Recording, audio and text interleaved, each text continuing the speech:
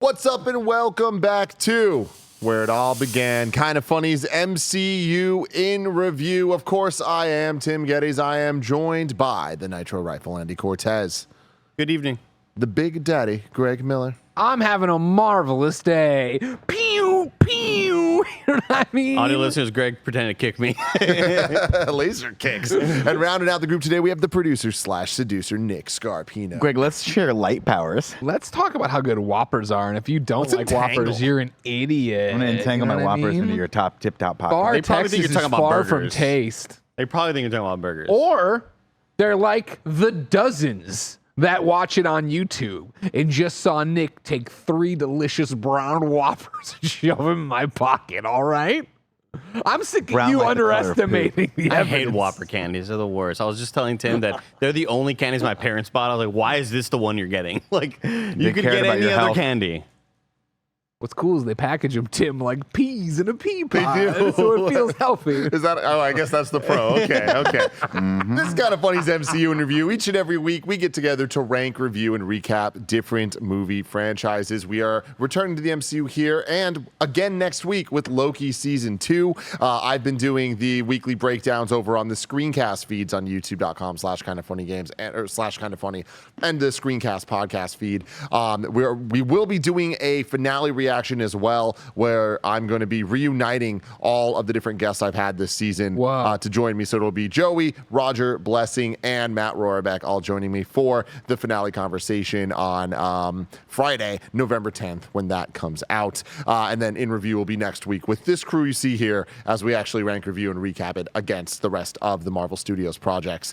You can get all of this, like I said, on youtube.com/KindaFunny or roosterteeth.com in video form. If you're looking for the podcast, search for KindaFunny in review, and we'll be right there for you. If you wanted to go above and beyond, though, patreon.com/KindaFunny is where you want to go. Just like our Patreon producers, Nathan Lamoth, James Hastings, and Casey Andrew. We appreciate all of you so very, very much. Today, we're brought to you by Rocket Money and Shady Rays, but I'll tell you about that later. We're talking about The Marvels, released on November 10th, 2023, which, by the way, if you're watching on Patreon right now, as always with these, we're going full spoilers. So just keep that in mind, everybody. From here on out, full spoilers for this movie. You have been warned. Released on November 10th, 2023, directed by Nia DaCosta, who was born on November 8th, 1989, which makes her belated. about exactly. Happy belated. About 3 months younger than me, which bothers me a lot. Quite a bit. Sometimes I see people who are my age who are just doing so much better in life than me, and it makes me sad. Yeah. But then I think about Greg, and I'm like, well, it could be worse. Could be worse. But anyway, good for her. That's awesome. She wrote and directed the crime thriller film Little Woods in 2018, which won the Nora Ephron Prize at the Tribeca Film Festival. Prequel to Little Women. And then she recently directed the horror film Candyman in 2021, and then now The Marvels. Music for this one was done by Laura Cartman, who is the composer for the Miss Eric's Marvel sister. I was TV gonna say. show. Huh? Eric's sister. Cartman. South Park. Carpman. I heard Cartman as well. Carpman. I like he tries to turn it on us. Like, No, yeah, hey, say Cartman. whatever. I know, I'm correcting myself here. I messed that up. She did the score. She did the score for Miss Marvel, the show, and it makes sense she did the score here. I thought the score in this movie was incredible. I thought they did a really good job. The Marvel's theme was great. I am just very let down. The Captain Marvel's theme was not used. I don't understand it. Marvel Studios has been on such a win streak with the themes, and the Miss Marvel or the Captain Marvel theme came back in Endgame, and then they just didn't use it here, and it pisses me off. Guys. Couldn't even tell you what it I'm sounds just like. a girl. Ding, ding, ding, ding. I can. Dozens of us can. Bullshit. This one had a budget of $275 million. Guardians had a budget of $250 million. So Just putting that in a little perspective there. This one was delayed as well. It was supposed to come out before Quantumania, but then they ended up making a switch there. And for box office, obviously the movie's not officially out yet, so we're just looking at some predictions going on here. Initial predictions saw the film opening at between 75 and 80 million domestically, but those figures have shrunk to a range between 60 and 65 million in recent weeks. No MCU films opened in that range since 2011. The only films that have opened lower than 60 million have been 2015's Ant-Man, which debuted at 57 million, 2008's Incredible Hulk, which opened with 55, and this is tracking lower than Marvel's 2021 Misfire Eternals at 71.2 million. A lot of factors going into this, a lot of dislike against Captain Marvel 1, in addition to the actors not being allowed to promote the film due to the strike that is now over. So we'll see what they end up doing. I have a feeling, Good Morning America, baby. Let's go. Yeah. They're about to go real hard on this. So we'll see if that can turn it around at all, but it is not tracking well, period. Who do I want to start with? Greg. I knew it would be me. Greg Miller. What do you think of the Marvels? You know, I thought it was entertaining. I did enjoy myself. It's empty calories. I saw it, started to forget it already. You know what I mean? Just have it erased from my mind. I think there's a bit, it has a lot of tropes in it. It has a lot of turnkey, easy solutions in it. But I enjoyed the fight scenes, which is something I don't usually say about these. Thought they were interesting. I still love Kamala Khan. I think she's so great. I thought her interplay with the entire team was great too, with Monica, with Captain Marvel. I still think they fail at giving me a real impression of who Carol Danvers is and who Captain Marvel is. I think, even though I'm sure, one of the things I'm watching it, and I understand how pot calling the kettle black it'll be, Nick, but I was watching this, and when, you know, Captain Marvel gets beamed into Kamala's room, right, and she's surrounded by Captain Marvel paraphernalia, in my head I was just like, who would be this obsessed with this generic, what did I say? Paraphernalia? Memorabilia. I mean, you know, I think drug paraphernalia. Drugs. Yeah, I mean, I'm just doing a Greg thing. Drugs. Who would be this obsessed with this boring of a superhero? And of course, I know that that's what people say about Superman, and we all know I love Superman, but I think we'd at least argue that there's been more mainstream popular Superman things than there have in Captain Marvel. And I think especially for Kamala in this universe, why the fuck would you be obsessed with Captain Marvel? Like, I just, you know what I mean? She's like, a woman. Huh?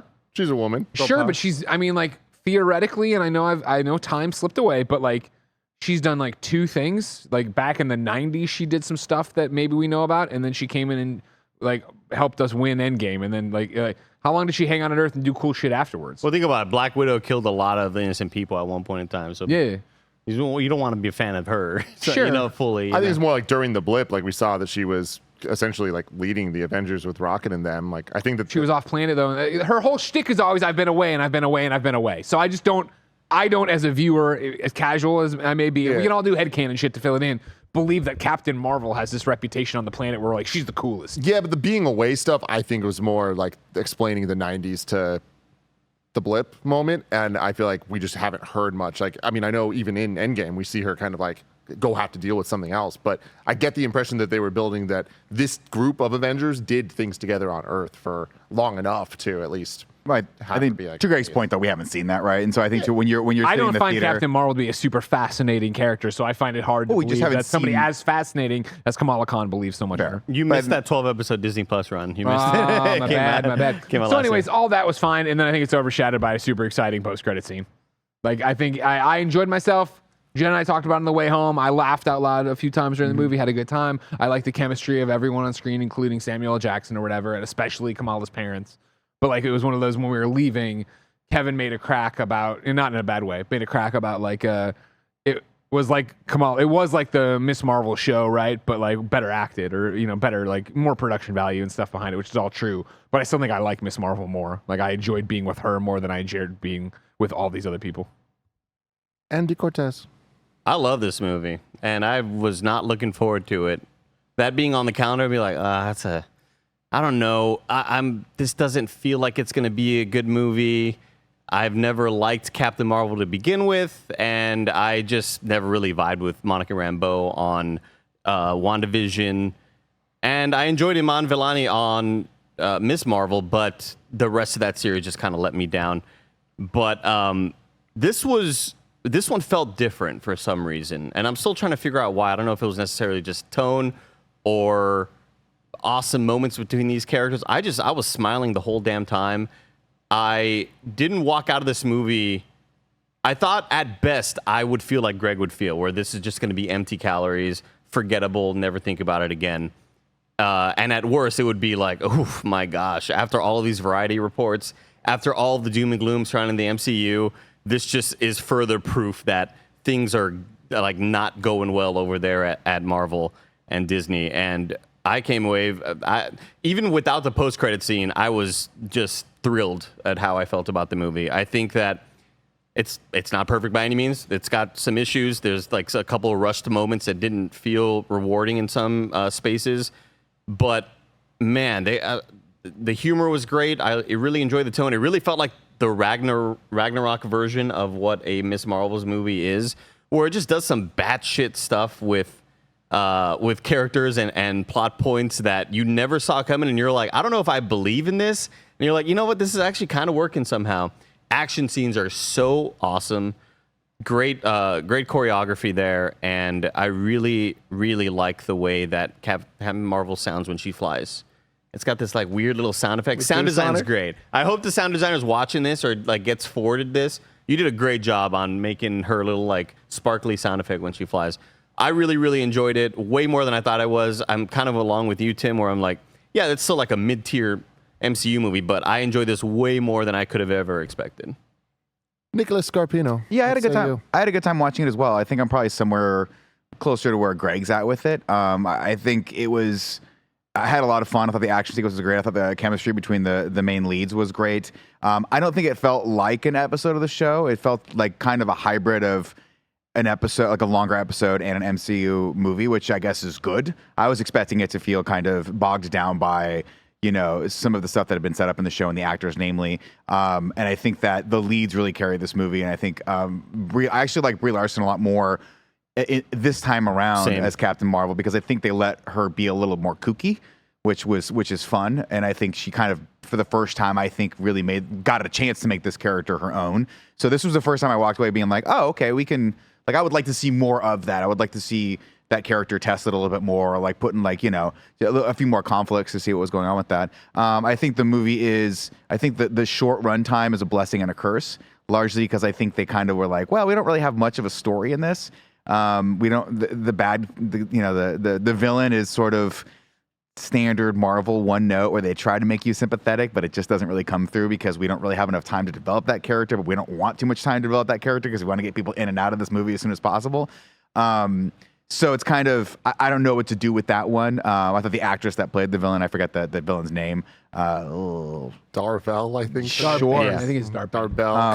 Could have never remembered that. Did about I liked her motivations. I just didn't really care much about her. Did about as good a job as you possibly can with same with Christian Bale, right? With Ragnarok, where like you did as good a job as you could given what little screen time and what little material you were given. But I will say action sequences I thought were super creative with them switching places as to why and how that was supposed to work.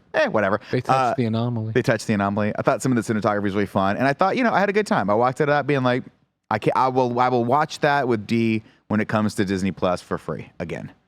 But I probably will not think about it a day in between those two things. Yeah. Tim, what did you think?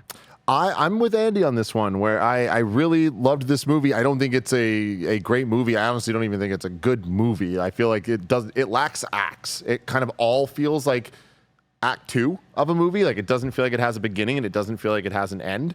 But everything that was happening, I enjoyed. And I feel like it reminds me so much. And like, Greg, we've said this so many times over the years of like, this feels like reading a comic book come to life where any character can show up at any moment if it makes sense for it to. And we always give so much shit to, where's the Avengers? Why aren't they dealing with this? Where's Captain Marvel? Why isn't she dealing with this? This movie was like, oh man, it'd be cool if Valkyrie showed up, and then Valkyrie shows up, and then she leaves. And I'm not like, oh, I wish she was there more. I'm like, wow, we're at a point that like those type of moments can happen simply because they make sense. Sure. And they've just been established. And like the moments that they had together, I think kind of fill in the gaps that we haven't seen these characters interact in for a long time. And that to me is what got me most excited about this. Is we talk about the action scenes. Nia DaCosta put out an interview with IGN where she was talking about Final Fantasy VII Advent Children being an inspiration for the fight scenes. that is so evidenced in this, and she crushed it. The action scenes are honestly like I'd say top tier for my favorites for is the Shang-Chi. MCU. Yeah. Honestly, yeah, and it's a different vibe. It's way more magical and technical, but the camera moves and the fun that they had with the entanglement and switching between them was absolutely rad. I mentioned to you, it reminded me of the portal fights in Days of Future Past with that one hero that's like always like opening portals, and the creativity on that level was really evident. Yeah, and that stuff really worked for me. I love the chemistry between these characters, and that's kind of what I've been waiting for from Phase 4 and now 5, which is we've been introduced to these characters. Let's see them together. Let's see what the fun could be, and I think that they really raised the stock of Captain Marvel, who so far in the MCU has been definitely one of my least favorite elements, period, of it, and it's because she hasn't had anything to do, and anything she has had to do has been either out of time in the 90s, so it feels weird. That movie coming out in between Infinity War and Endgame, it's like not doing that any service. And then dealing with Secret Invasion recently, which this movie just pretends didn't fucking happen, which is extremely frustrating to somebody watching all this stuff. We didn't see Nick's wife. That was a big question we made jokes about. But more than that, the whole setup of the scrolls of like they have nowhere to go. Oh, but there's this colony. I know a guy, New Asgard. We can send him to New Asgard. So why didn't they do that in Secret Invasion? We're all gonna go to New Asgard. I'm trying to Ben Mendelsohn. Yeah, no, it's good. I got it. Yeah. Thank you so much. I just think it's the fact that Nick Fury doesn't know Valkyrie as well as Carol Danvers does. Yeah, but you feel like that's a text message to Tim.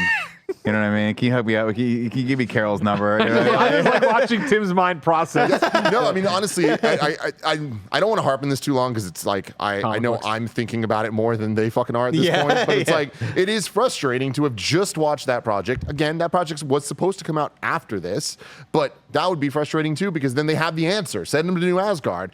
I'm sorry. If it happens before it, then it's just frustrating where it's like, you're just pretending that conversations didn't happen that Nick Fury, you very well knew. I would not be surprised. My theory at this point is they're going to make Secret Invasion like that was an alternate reality. We don't need to worry about it. Move the fuck on. And that's the right call because this movie clearly is the canon of what's happening. And that's, with these Disney Plus shows, right, that we've entered into the comic book era, you and I know so well, of the crossovers where somebody pops up and says something in one book and you try to hold the creators of the other book responsible. Like, I didn't say that. That's not how it works for me. Remember, like there was a whole thing. I remember like a DC Comics panel I was at one year at Wizard World or something where a guy got up with his question and it was, how does the Green Lantern ring work?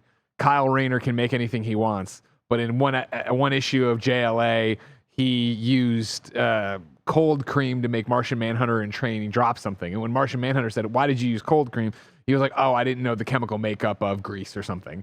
And it's like, well, wait, no. And his ongoing, he doesn't need to fucking know the chemical. They were like, meh. You know what I mean? Like, it's common. Yeah, it is what it is, yeah. And that's where we are here. Like, Nick Fury does not feel like the Nick Fury I just saw climb on a spaceship with his wife and go up into the space. Exactly. And like that's really frustrating because I care about what they're trying to build here, and they are building. And I will say on the flip side, the incursion stuff is starting to make more sense than it ever did. And the multiverse shit, it is building, and we're seeing where the stakes actually are. And it's still messy, but it's like, I don't know. I'm pretty impressed with how they're pulling it off at this point. Loki finale's tonight, so we'll see how things go. Yeah. But I am very excited for the Loki finale, especially with the context of all this happening together. But again, we're talking a lot about this MCU build-up stuff and like the interconnectedness. I'm so impressed with how this movie literally just went like, fuck you to everybody that's like, well, what if I didn't watch 10 fucking shows and 3 fucking movies and whatever? It's like, you don't need to. This movie tells you every single thing you need to know in somewhat egregious ways at some point, but it's only egregious because we've watched all of them. Right. But the Miss Marvel opening in this was awesome. Yeah. Like, I feel like so much. I was watching like, oh man, just like the show. When the show opened, we were all like, oh, that's awesome. And it was 2 episodes before they're like, all right, we're never doing things in the air and drawing again. I loved it. I thought that was great. And then ending it with the Kate Bishop thing, I'm like, dude, this is just pitch perfect. And you nailed it. The Beast coming in, the X-Men stuff they're setting up, I'm like, the mangoes man, everywhere. I just don't get how you could walk out of this and be like, I didn't like it. It's like, there's so much here. And that's, again, just something felt different about this one where even past Marvel movies that we've gone to go see, where I'm still feeling entertained by it, but you walk out just feeling kind of like unenthused. And with this one, I felt like hope walking out of it. Like, and I don't even think it was just those cool endings with Kate Bishop. I really just think it is the future of Iman Vellani as Ms. Marvel and just how damn good she is on screen and the chemistry. it reminds me of like other bad movies we've seen where it's like, look, you can put a story in here that is kind of nonsensical, but if the vibe is good, if the characters' interactions are great, if there's like funny, clever writing that's going to make me laugh, then I'm willing to like, the story is kind of whatever because I'm just having a good time watching it, and that's what this movie was for me. I'm right there with you. And again, I don't think that there's a lot of like good here movie wise, but like I think that these movies have kind of proven that they can be roller coaster rides, and that's what they are. It's when the rides are bad that I don't like it. Yeah. This is not a bad ride. And on top of that, I look at similar projects in recent times that we can compare this one to, being Quantumania and Love and Thunder. And I think this one's really different in that it didn't fuck up important things. Whereas Quantumania was like a fun movie, fine, whatever, but like the Kang stuff was like, oh man, you fucked that up. Thor, Love and Thunder, they messed up Gore the God Butcher. Like, that is unfortunate that that's the direction that they took all that stuff. And they fucked up the Jane Foster stuff. Like, that should have been amazing. And at best, it was okay. For you to name those two, and again, just to categorize what I think of this movie, this is head and shoulders better than those two movies. I think. Yeah. And it was wild sitting there in those movies and like having that self-awareness moment where like I remember loving the beginning parts of Ant-Man, just it's funny as shit, and Paul Rudd, give him anything to say and he's gonna make that shit funny. But then when we're closer towards the middle act and getting near the end of the movie, you're sitting there wondering like, man, this doesn't feel good. I'm not really enjoying what's happening right now, and like nothing is kind of wowing me. But this movie, again, I was just smiling the whole freaking time. And like Samuel Jackson and Ms. Marvel interacting, it was just, it's great. Like, it's so endearing. Like, again, I think there's a lot of endearing and funny moments in this, and family. Yeah. Like, the one moment I was like, I'm never going to forget from this is when fucking Kamala's falling from the air and Photon's trying to catch her, and yada. And then they smash into the ground because they changed. And at the last second, it's Captain Marvel, and he just goes, oh, it's just Carol. Oh, damn, it's just Carol. It's okay, it's just Carol. Yeah, they nailed the comedy here a lot. Yeah. I think the movie would have started outstaying its welcome though if it was as long as Quantumania. Sure. I think the fact that it was short was smart for them, because I do think the plot would have started getting real boring real quick if this movie had another 20 minutes to it. I only disagree in that I think that where are they going to go? Another one of those holes in the thing? No, if taking the wind now. Now we're taking the snow. What the fuck? If done with tact, then they would have shown off the villain a bit more, and we would have had more time. Like, that was my only thing of like, if they could have added 5 to 10 minutes somewhere, it would have been with the villain to make us care about her. Like, again, I really thought the plan was cool, but nothing outside of the plan really made me give a shit about this character. The plan was cool only in that they told us it was cool. It would have been really cool if this movie opened up with us seeing Carol attack the AI and destroy the world. This is then make Carol the bad guy and have the other person have a real reason for the audience to be like, why are you doing this? Because it just feels so... go ahead. No, I didn't mean to cut you off. I'm in it with you. I was going to say, you feel like the villain is just a one-dimensional villain, but they could have gone just a little extra and been like, oh, we sympathize with her now, but I don't sympathize with her. And that's, again, I think with the movie, one of the movie's big misses for me is that it really had a cool thing to do with Captain Marvel and Carol Danvers, and it's wasted on a flashback that's jarring for us. I'm like, what am I seeing? And whatever. Then the cool thing of them calling her the Demolisher, the Annihilator. Thank you. I was going to say the Abolition. I'm like, that's wrong. The Annihilator, right? And then you have, I think, just this like so bop on the nose tropey conversation, right? Where I didn't want Aunt Carol, you never came back. I didn't want you to see me like that. And it's just a shot in these one, and you flip the one shot. She's like, it doesn't matter. We just wanted you to be there. And they flip, and with one tear, Brie Larson's like, yeah, smile, and it's over. It's over. I'm like, are you so fucking kidding me? This could have been such a cool thing to actually make it make sense for why she didn't come back, make it seem like she was carrying it. I never felt any of that. Let alone, I never felt, dealing with war crimes. Like, there's such great themes. There's so much that they could have done, like making her, like, from a certain perspective, she's the bad guy. It was all there. They just didn't go for it. And that's what I'm saying. Like, it feels like it was lacking Act 1 and Act 3. Like, that could have been Act 1. And it could have, like, really built it that, oh, Captain Marvel's pretty bad. There's a couple lines in this of the Skrulls being like, how many times are you going to displace us? You know? And it's like, fuck, that is some deep, heavy shit. That's real. There's interesting shit there. And it just feels like, oh, let's just get back to the fun power swapping action scenes, which are extremely fun. But it just feels like we can see behind the scenes that there was something there. This movie doesn't have that. And the disappointing factor of that is that I do think that Monica and Carol had good chemistry. I think Kamala coming in as sort of being like the glue that sticks them together, being like the fan. I think it would have given them a lot more, the actresses a lot more to do emotionally if we had that scene in the movie. If we had seen Brie Larson, like, because Brie Larson's a great actor, obviously, Academy Award winning, can sell a scene, but when when the scene, all of the emotional weight of the story is in that one scene on your shoulders, and it's just dialogue, it's very, very difficult for you to really sell that. And then we see that moment. She's like, "Well, this is what happened," and you see the moment where she destroys this badass looking AI. You're like, "I wanted to see that. That's exciting. What? I want to see the kids crying because I want to see the emotion in your face when you realize you fucked up and you've destroyed a planet." But we don't get any of that. And for a moment, I was like, did I miss that in the Disney Plus show? They Well, that wrapped was that. Captain Marvel 1, right? But did she go and do that in Captain Marvel 1? The She AI flew thing? off at the end, right? But she didn't go. We didn't see that scene, right? Yeah, I guess not. I don't I think we she ever saw puts it. Jude Law in the thing, and she's like, "I'm gonna come fuck you guys up," and then Yeah. it ends. Yeah. And we saw that flashback here. So anyway, that's obviously, I think if we had another 20 minutes, that's how we would have started the movie and then did a time jump and then been like, oh, okay, we've got some ground to make up for. Hey, and because this makes that's what- sense why she's distant from everybody, and we don't know her. And I feel like I just don't know this character in the movie. Right. It felt so weird. I felt personally of even when like Monica slips up and starts to call her Aunt Carol. I'm like, you haven't seen this woman in like 20 years. Yeah. Like, you should be more. I know you keep telling me you're angry and that you're hurt, but I should see that. There should like Like a stranger to you. and there was like conversation, exactly, right? Like if I'm one sure of there those was, long-distance I'm sure my answers. parents had. I know they had very close friends that when I was like 7 that I don't know anymore. You know what I mean? But she looks exactly the same. I do think that is a difference, though. It's like if she aged, then I'd totally be with you guys. And it has Like, been, how long has Monica really been? Well, I guess the blip was only, 5 years? Yeah. I do think that So- those moments were incredibly well acted. The moments of like I think they were. her mom having cancer, and Yeah. I came back during that stuff got me. I was like tearing up because their performances were so great, regardless of whether things were earned or not. I was still kind of really enjoying their the actors presence.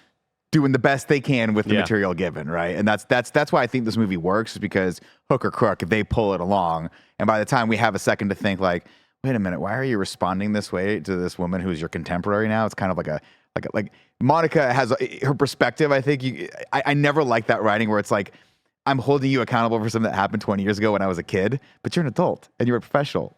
Get over it. Anyway, I think the second you have time to start questioning that, we're into another fun action sequence where people are singing and you're like, all right, this fucking movie's bonkers. Yeah, or yeah. you got to get inside the cast, which is my personal favorite part.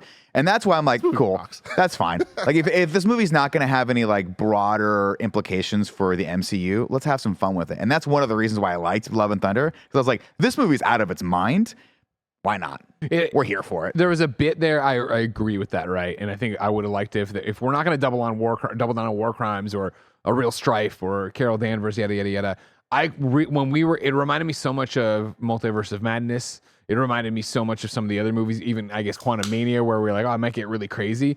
When we are on the singing planet, I was like, oh man, I hope we get into more of what the adventures of Captain Marvel have been and get to go see like Which could other be cool. places she's done things at. Instead, you just get that one, which was great. But I was like, damn, fuck, I really could have The gone. reactions are so great. From And the a other fun characters. moment for Brie Larson to have a little like embarrassment and vulnerability and like, something different than her just being so stoic the entire time and having to be this like Superman like character. the Yeah, entire I mean, time, right? It was she's fun. That's always been the tough thing about Captain Marvel is like Brie Larson. We know is a talented actor.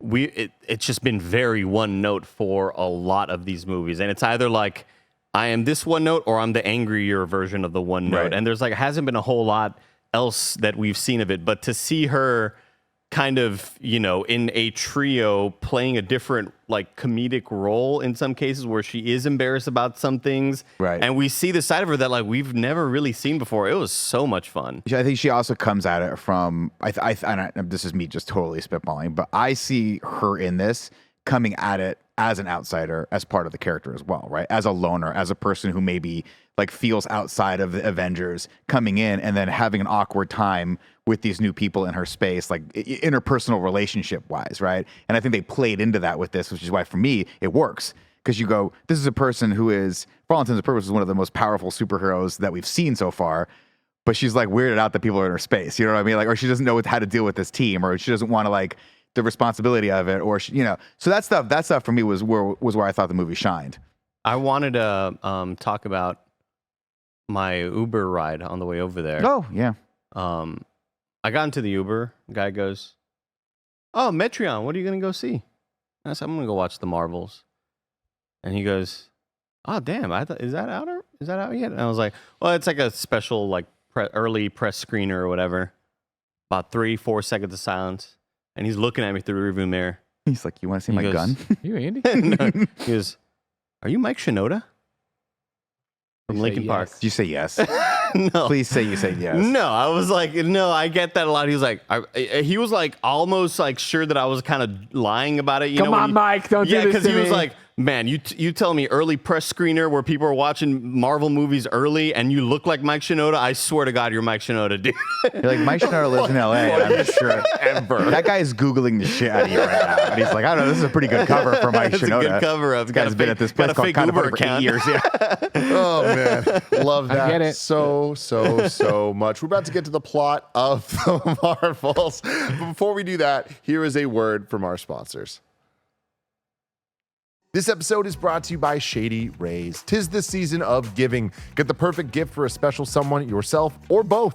Our friends at Shady Rays have you covered with premium polarized shades and quick swap snow goggles that won't break the bank. Shady Rays is an independent sunglasses company that offers an unrivaled product that's just as good as any expensive pair we've worn. Y'all know I've been outside in the sun a lot playing Pokemon Go, and it's such a great experience wearing Shady Rays when I'm out and about looking dope. And that's not all. Every pair of sunglasses is backed by lost or broken replacements. If you lose or break your pair, even on day one, they told us they will send you a brand new pair, no questions asked. Exclusively for our listeners, Shady Rays is giving out a very merry deal for the season. You can go to shadyrays.com, use code KindaFunny for 50% off 2+ pairs of polarized sunglasses. Try for yourself the shades rated 5 stars by over 250,000 people by going to shadyrays.com, using code KindaFunny, and you'll get 50% off 2 or more pairs of polarized sunglasses. This episode's brought to you by Rocket Money. Rocket Money is a personal finance app that finds and cancels your unwanted subscriptions. It monitors your spending and helps you lower your bills all in one place, and it has surprised multiple of my friends and people are kind of funny at how many subscriptions they have that they have forgot they're still paying for. Over 80% of people have subscriptions they've forgotten about. Seriously, think of how many free trials you've subscribed to that you've probably never canceled. That's why I'm such a big fan of Rocket Money. It's so easy to cancel the ones you don't want with just the press of a button. Rocket Money can even negotiate to lower your bills for you by up to 20%. All you have to do is take a picture of your bill, and Rocket Money takes care of the rest. Rocket Money is a personal finance app that finds and cancels your unwanted subscriptions, monitors your spending, and helps you lower your bills all in one place. Stop wasting money on things you don't use. Cancel your unwanted subscriptions and manage your money the easy way by going to rocketmoney.com/kindafunny. That's rocketmoney.com/kindafunny. rocketmoney.com/kindafunny. Plot, plot, plot, plot, plot, plot, plot, plot, plot, plot, plot, plot, plot, plot, plot, plot. Everybody! Plot, plot, plot, plot, plot, plot, plot, plot, plot. Welcome to space, ladies and gentlemen, where Darben Your hair looks hilarious. has decided to go digging. Not for dingleberries, No. but for bracelets. Whoppers. And guess and guess what she finds? A bracelet. And her and this guy who reminds me a lot of John C. Reilly, but isn't John C. Reilly. I don't know about this guy with the man bun. Interesting choice to have this be Yes. like a, because no knock to the actor, but I see this guy and I think this guy's the comedic relief to like a fun kind of comedy. Yeah, parody. I can see that. I can see Yeah, that. Casting choice. Yeah, it really just kind of felt like it reminded me of the Razor Fist kind of casting where I'm like, you're a friend of somebody. This reminds me of like, hey, that new Arnold Schwarzenegger show on Netflix. This guy would be the receptionist. And you're not You know what I bad. mean? No, It's just like, just- But you're waiting. I kept waiting. Right-hand man. I Yeah. got not the waiting. right hand. Yeah, not also- Ebony Maw or whatever. You know what I'm talking about? and also, Yeah. can we allocate some of that fucking budget? When are we gonna stop allowing them to put fucking awful eye contacts on people's eyeballs. Let's CGI these goddamn eyes. I'm so tired of the bulbous eye effect where the pupil is floating above. It looks so terrible, dude. When are we going to no longer accept that as the norm? I'll And tell you what. also, I'll call Andy. Jack Quaid right now. He'll call Fran. They'll go back on strike to get the 6 for you. Thank you.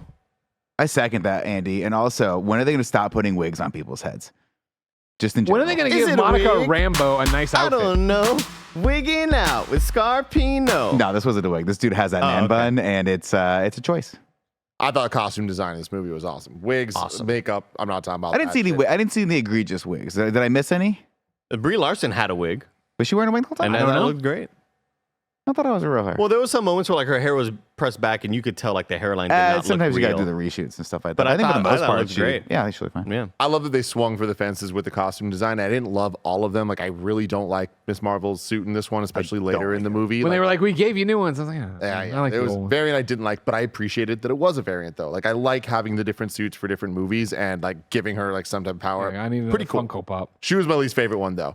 Captain Marvel though, all of her Cool. outfits were awesome. Yeah. But her first outfit where she had her sleeves rolled Sleeve up like rolled I up do and with the lifting gloves, yeah. the gloves, and then when she would like take it off, just having the white like tank top and like her suit was still behind her. I'm like, this is one of my favorite MCU suits. Just Very cool. Hard stop. And I didn't like Monica's. Did they ever say her name? Never said No. photon. Yeah.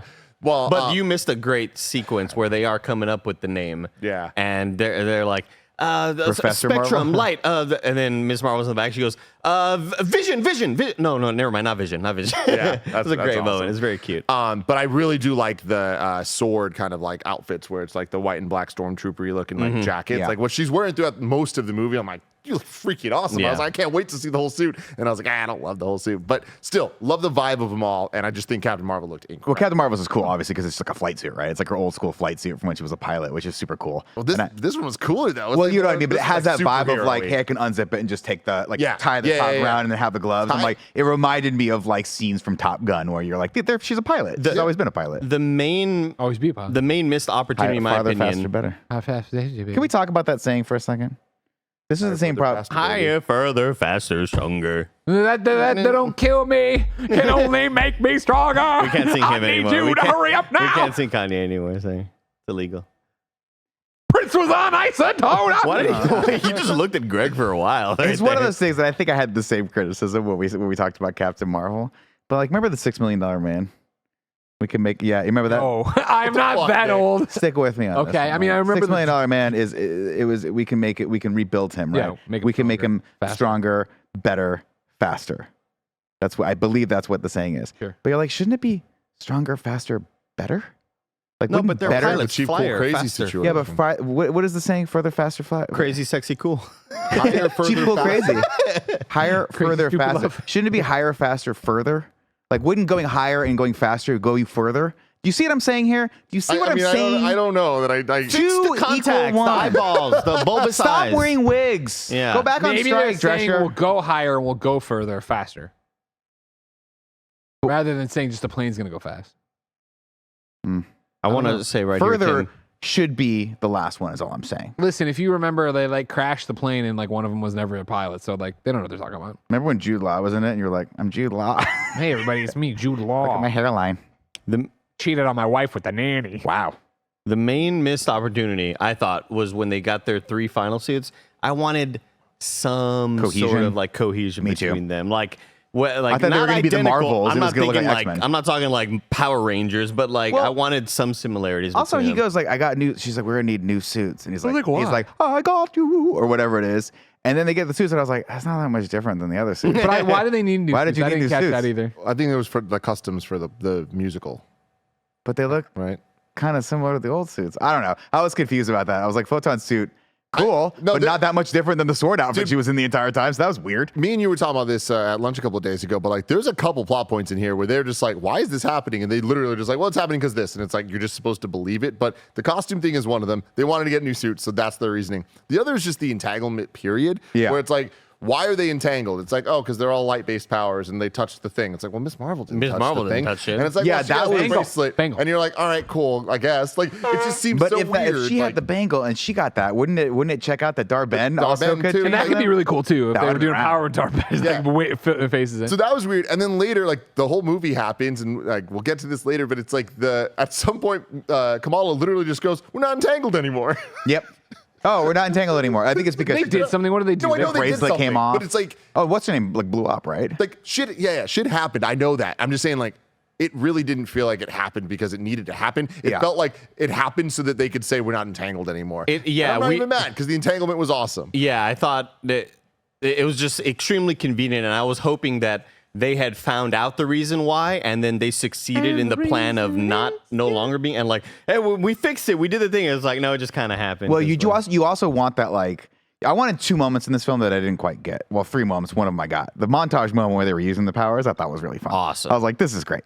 And then I was thinking, okay, Andy, I'm a kid from the 80s, right? Obviously, they're going to have a moment where to beat the supervillain, they were going to have to master juggling between all 3 of them with the powers, which we didn't really get. But then I was like, okay, I'm an 80s kid. They're going to love these powers and then have to give them up for like the great or whatever. And we just didn't get that either. Instead, we just got, hey, we're not entangled anymore. I was like, oh, okay. And they didn't really, I mean, correct me if I'm wrong. I might be misremembering, but we never had that moment where they were like, I know what we have to do. We have to combine our powers together to overcome the bad She guy. wore the 2 bracelets, and then it was like, Yeah, but I'm talking like, oh, yeah, They we juggled. saw a couple of shots of them coordinating moves. I'm talking like the moment in the movie where the 3 people are fighting and go, I know what we got to do. We got to trade villains because we're 2 match and they're 2 match. We got to, and then they beat the person. We didn't really get that in this. We got them fighting on the bridge, and then they kind of just beat her. And I'm like, oh, okay. Yeah. There was never that one moment where like, I know what we have to do, Greg. I also could have gone for you know. call-outs like Spider-Man, right? Yeah. Like Peter 1, Peter 2 kind of thing of like, come on, in there. Like I know they kind of did at one point, but Yeah. Anyway, They didn't go hard enough with it, Yeah. I think. But still awesome in those. That was a scene that I wish Tim didn't leave for, because I thought that montage scene was a lot of fun. With them With them running. like doing that juggling was and then cool. That the was really jump cool. roping, and a lot of great comedic moments in there as well. Dar-Ben's got the bracelet, opens up a weird portal up there. It doesn't look right though, does it, Andy? No. Not like I've ever what's it seen. look like, Greg? What's that hole in the sky look like? A prolapsed anus. All right. It does. It does. We didn't discuss this ahead Andy, of you time ever either, seen by the one? way. Do you want to? Yeah, Google it. Let's Google it for me. I almost like vomited right now. Anyways, so then, all sorts of shit starting to go down everywhere, right? Kamala's back on Earth. She's chilling out in her bedroom, just being the Captain Marvel fan. Needless to say, I keep in check. Like she's doing that thing. Yeah. But mom wants her to come downstairs. Up in space, Monica Rambeau, she's floating up on the anomaly or whatever. The infected prolapsed anus. I thought all this stuff was cool. Her floating around, all the sword, like I guess watchtower, whatever we call Saber? it. Saber. You're right. Sorry, it's cool. Sabre. That's just cool to me. oh yeah. And so then Captain Marvel's called in to investigate the other one on the other side of the universe or whatever. And then like Nick Fury's talking to both of them. Monica's like, oh, she's on this call. I'm not going to talk to her now. I'm going to talk to her after I do the fucking thing. And then they both touch the space hole. And the space hole. Before they touch the space hole, I want to give the biggest shout out to Goose just riding Captain The Marvel. best. This little That was cat, cool. Flurkin, Adorable. just on the shoulder as Captain Marvel flies, and I'm Little like, face in the wind too, this or is whatever. just amazing. And like just Goose in this movie, awesome. Awesome. When we saw the trailers, I was a little like, I don't know if this humor's gonna work. Like this might there's the scene of Kamala like seeing him Flurkin, whatever, and then she's like, oh my God. worked so much better in the movie for me, and like all of the Flurkin shit for me in this one, 2 thumbs up. And so this causes, they touch it and all hell breaks loose. And so Monica Rambeau lands on the planet where Captain Marvel was, which is where they found the bracelet. And Captain Marvel goes to Kamala's bedroom, and Kamala goes into space where Monica was. And she tumbles back through, and then we get the thing Freaky from the Friday. trailer of like, oh, Nick Fury, am I an Avenger? Man, their And- parents are so good. the parents are always so good. Yeah, like- Captain Marvel comes downstairs and like Brother's great. waves at them a little bit and walks out. And then, Monica Rambeau, she's up there doing. And then we start getting some crazy flippy flops. They're flipping and flopping. They're fighting in the space station. Kamala slides Nick Fury a gun at one point, I think, from one of the guys they It's beat up. awesome. This is some Final Fantasy shit right here. Like Music seeing was the fight great. scenes, straight up Fast and Furious music playing. They're just fucking fighting, Yeah. switching between each other. Like the verticality of the fight, I thought was super cool. Like punching the people like up through the house. The way the camera would they like just trashed follow, this house, switch man. people. It was sick, man. One minor critique, and they explain it when fighting Dar-Ben because you're like, oh, she can absorb the powers. But to me, it was one of those things. Like, did you guys feel that Carol Danvers was really, really like depowered in these sequences? I just thought like this person can beat Thanos. How is she having any problem with any of these people? But I guess she couldn't use the power. Yeah, she keeps that's switching. why. That's what it was. Yeah, yeah. There is a sequence where she's starting to power up to do something, and she's like, I can't use that. I don't want to switch out. So then she just starts like punching Okay, people good call. like normal. But I mean, even that, like, you can't So they're ping pong and punch someone changing. through someone's head, right? Like, aren't you that strong? Yeah. Flirking thing happens with or Miss Marvel. You know that happens. They go, but then they're flirking in Jersey City down They there. almost killed the parents in the house. There was a point where I was like, damn, are they about to kill the parents? Like, you know what I mean? Like, parents don't have a good Would've been track wild. record in Marvel. Yeah. I thought the music was a little too hype. I mean, for that Dad to gets happen. fucked up. He gets thrown on the couch. The couch is like thrown in. I'm like, Yeah. shit, fuck. There's cushions. I know, but he went like, you know, body side into the fireplace. But they fuck these people up and chain those people up eventually, and then they all settle down. They beating the people or whatever, and so then Nick Fury, you know, he shows up with Monica Rambeau at the Jersey household here to talk to Miss Marvel. She's super excited. Obviously, the parents are The excited. look on her face as the camera just sits on her, and it's like Captain Marvel was here. Yeah, Like, yeah, she was yeah, here, yeah. and I wasn't here. Like, oh, that I just loved that. She did so great. And then the sort of pestering from the older brother, being like, "Yeah, can't you tell she doesn't know Captain Marvel?" Like he plays such the perfect role, and it's never too much. You know, eventually we get all the heroes back together here, right? And they have a little conversation about what's going on or whatever, and the power thing. And they switch places again. Carol comes back, and they're piecing it together. And of course, Monica's the one figuring it out. And this is why'd you call her Aunt? And they have the dossier on Miss Marvel, and that's all fun and cool stuff. She's stoked about Is it. this a new iPad? Well, if it's secret, why would it be clear? Like all that stuff. Like, there's funny stuff there. Really good. Again, comic book stuff, right? from One Miss thing Marvel. I wasn't fully understanding was, and it could just be one of those hand wavy type things, but in midair when Kamala Khan is Kamala Khan, when she's flying and falling from space during that free fall sequence, and she puts down one of her platforms, but it doesn't stay there. She falls with it. She slides off I think it. she slid off it. Yeah, Oh, because okay. it's a hard light construct. Yeah, You know what I okay, mean? gotcha. One thing they Sweaty did, hands. I think, kind of forget about though, was that Photon was like, I can't touch you when I'm flying. That was cool. I like And that whole then- thing. But like then later she can do it. Yeah, she Maybe figured just it out. Figured it out, I guess. Yeah. But Well, would we it, like, see her kind of going through her like figuring out how to fly process. I feel like Yeah. we saw Captain Marvel's Captain Marvel, so it's different. So she was more like powered down, but we saw both Monica Rambeau and Miss Marvel kind of get their power up moments of like getting the dual bracelets, and then I think with Photon Spectrum, whatever the hell her name is in this, I feel like her learning to fly and like mastering it towards the end, like that made sense to me. sure. It's like when Superman became electricity, he had to learn it all over again. You know, Yeah, Jamie Foxx. Jamie Foxx. This scene looked horrible though. This was one of Her like, flying? There's a couple moments in this movie that are like, ugh, not the best. I will say I am shocked by the small amount of times that I did not like the CG. Yeah, me too. Again, this movie being a, kind of near the tail end of COVID where people were still working from home and likely a lot of production was being rushed, and that's why a lot of projects have looked terrible in the past. I was shocked by only 3 or 4 times going like, ooh, that one doesn't look great. When past projects, the whole movie is like, ooh, this green screen looks awful. Remember Mark Ruffalo's head inside the Hulkbuster? You guys you're screwed now. This got delayed and Quantumania moved first for VFX reasons. Oh, okay, good. Because they were like, it's not cutting it. Like, we cannot release Well, let's this do the like this. eyeballs next, Marvel. Yeah, How let's about figure out that? the eyeballs. This is where we get the funny thing of Carol Danvers falling into the ground or whatever. But like I said, all this happens and they figure it out. Hip hip hooray. Back up in space, Ben-Hur, she's like, hey, yo, well, let's chill out with the Skrulls. We hate the Skrulls and you hate us, but we gotta band together, right? Because we ain't got no atmosphere and shit. You know what I mean? It's fucking stuff. She has a weird piercing. Yeah. Like- yeah.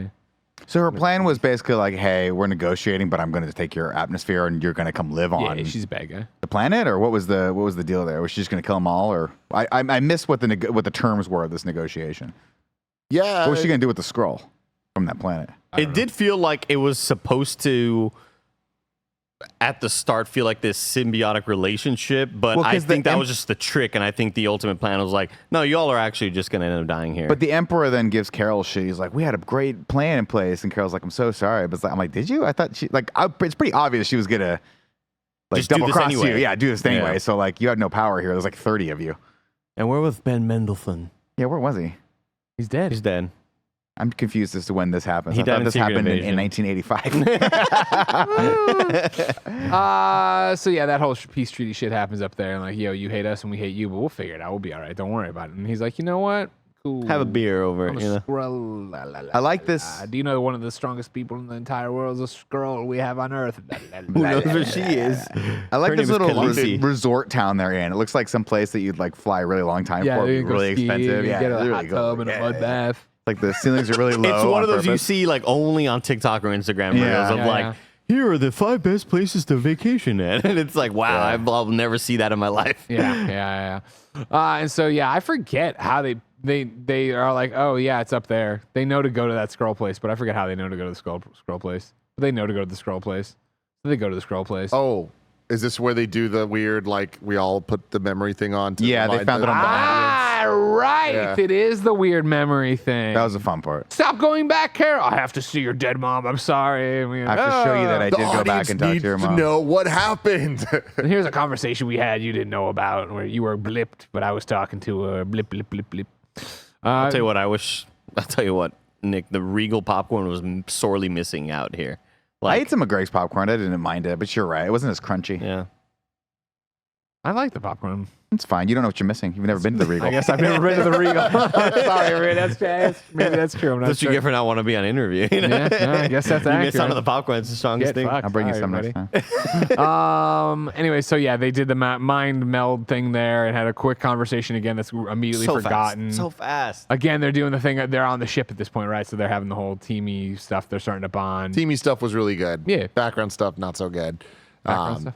The Oh, mind-numbing yeah. and all that History. stuff. Yeah, It's, yeah, like, yeah, sure. Serviceable, but like, yeah, just it's like, I wish that we sat here a little bit more. Like, I let's- wanted it to sit so badly, and then once Kamala Khan started doing the group hug Kamala! thing, I was like, oh no, they're already gonna like move on. move on from this difference. That sucks so bad.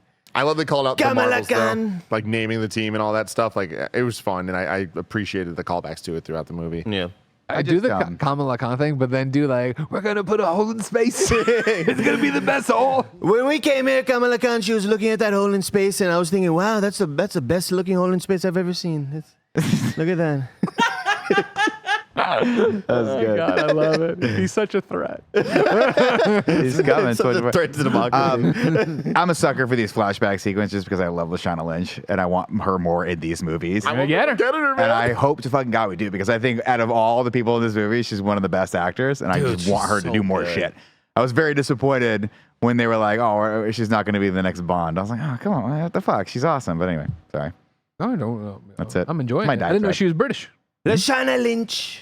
I believe she's British. Either that or she does a spot on British accent. Every get there? actor you see is British. You just got to know. Damn. that from Remember when now they were on. all Australian and we were like, "Good day." We're saying bye we had a to you bunch of guys. Canadians for a while too. We still got a bunch of Canadians. They just don't. They don't. But they are the Skrulls when you think about it. Like they are the ones that just blend in. You never know. You know. So true. Tim's Fucking so nervous right Chester now. Where is this Pippleworth- conversation going? Chester Pippleworth. Hey, what does Trump opens think about his Canada? mouth. We What does know- Trump think about We know Canada, he's Andy? British. Oh, it's Chester Pippleworth and Benedict Cumberbatch. Benedict Cumberbatch. I ain't falling for it. I Nope. ain't falling for We it. know you're a Brit, Benedict. We know you're a Brit.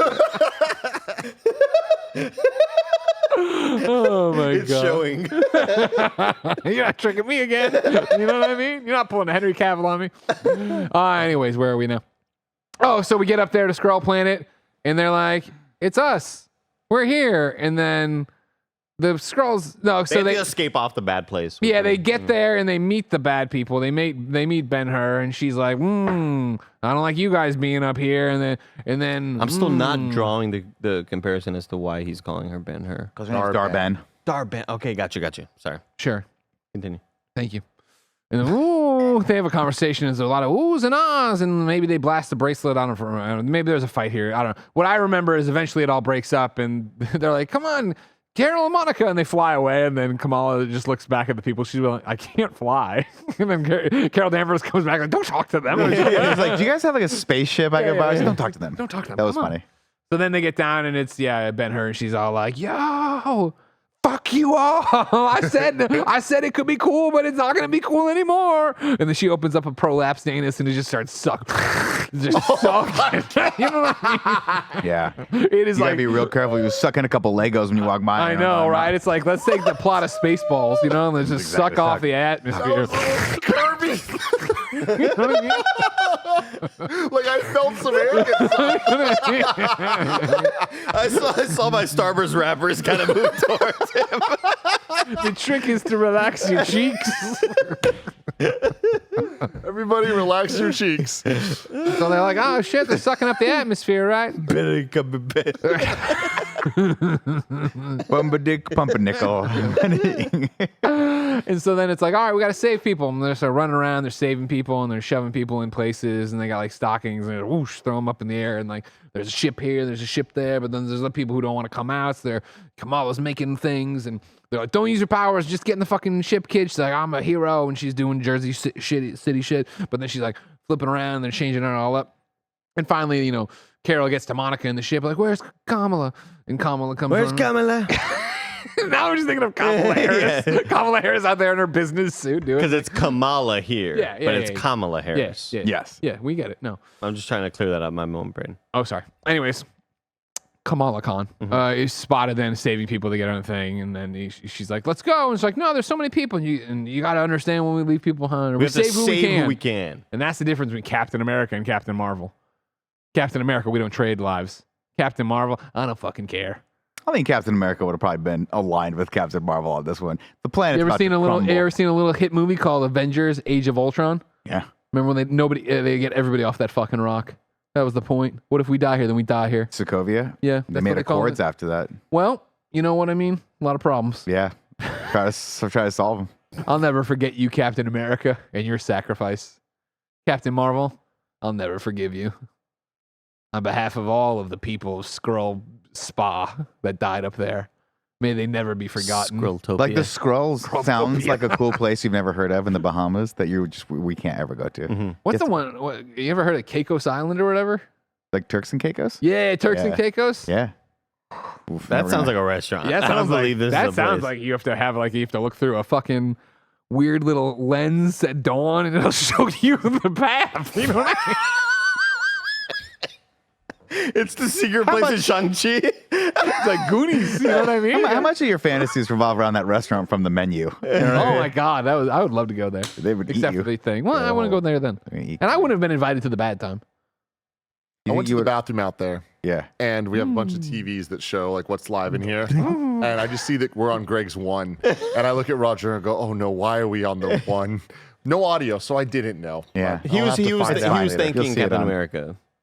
For his Captain service. America, we don't trade lives. Captain Marvel, let's leave these. I was skulls. arguing Let's get out of that here. Captain America would have had to make that same tough. And then I choice. remembered a little movie I told him about called Age of Ultron, where he was stayed on Sokovia. Yeah.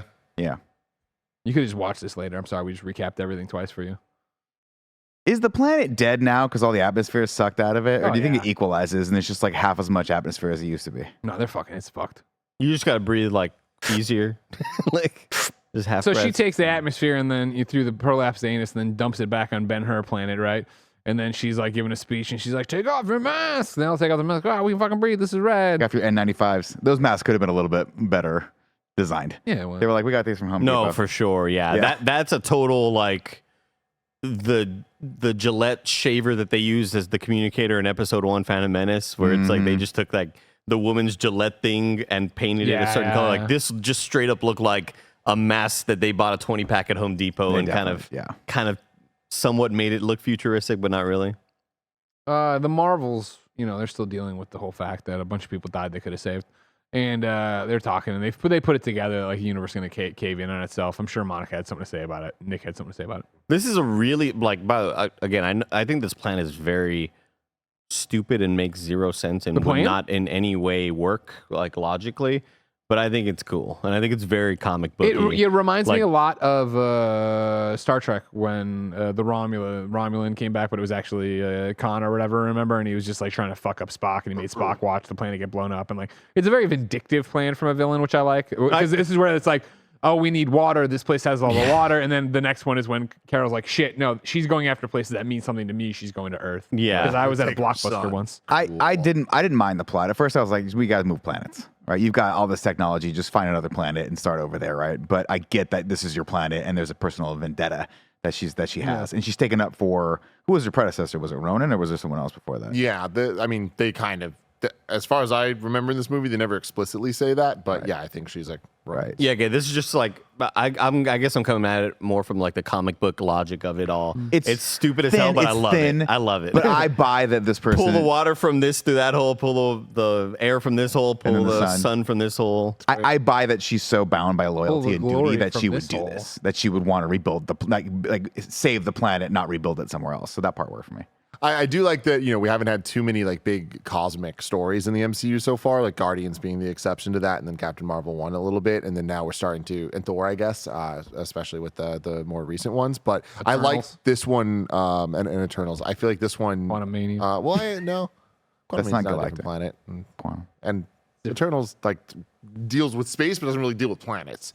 You know what I mean? Sure. You got those crazy gods or whatever, though. Yeah, but they're dead. Celestials. They're dead. Yeah, but my point is, Y'all did Eternals dirty, man. It wasn't that bad. That this movie did a good job, I think, of bridging where in current time with the MCU, the Earth and space connect, right? Like with the Fury, with Little Space Station. Like I like this. It feels like it makes sense that with as much as that has happened and the amount of times aliens have attacked Earth at this point, like I feel like it feels more connected than it has in the past. Where I'm like, I believe the planets they're going here are in the same universe as our Earth. That's one of the things sometimes it doesn't connect. I think is interesting about having the parallel Earth there of the X-Men universe, and if that is just going to be the straight up Fox universe or whatever the fuck it is, right? Talk about that later. I'm excited to talk about that because I think that's very fascinating. But I think it's cool of like, what does that mean for space travel in their world, right? Because it's very similar to like the 3 Spider-Men having the conversation. I'm an Avenger. What's that? You know what I mean? Of like, and I fought an alien, and like he's like, great. What's that? yeah, exactly. Like, so do these, in that X-Men universe, has it evolved where we have a whole bunch of fucking aliens running around the planet, or is it? This is still completely bonkers to them. Just a weird little side I'm interested. Totally. In. Meanwhile, Captain Marvel's interested in H2O, but not the water boy. She's talking about that planet that has a bunch of water on it that sings. So they're all like, let's go to that fucking planet. And so they land there, and then she gives no heads up to anybody. She's like, hey, heads up, by the way. They're going to fucking fawn all over me, right? Because I fucked this guy. I'm a celebrity. Yeah, she's like, they didn't give me a celebrity. Like, well, you're kind of a celebrity. We're like, no, but this is like a little bit different. This is going to be different. It's because she's a princess. She's a Disney princess. Neat.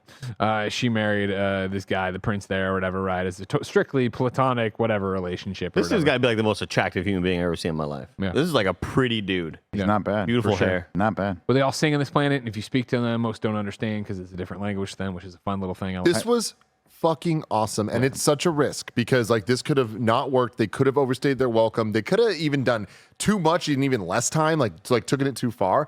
I thought this was great. When she started singing, I'm like, this is awesome.